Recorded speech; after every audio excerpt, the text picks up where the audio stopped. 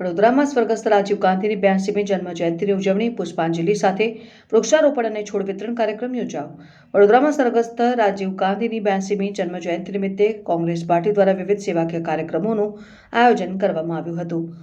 શહેરના વિવિધ વિસ્તારોમાં વૃક્ષારોપણ અને છોડ વિતરણ કરવામાં આવ્યું, જ્યારે લકડી પુલ કોંગ્રેસ કાર્યાલય ખાતે સ્વર્ગસ્થ રાજીવ ગાંધીની પ્રતિમાને પુષ્પાંજલિ અર્પણ કરવામાં આવી હતી।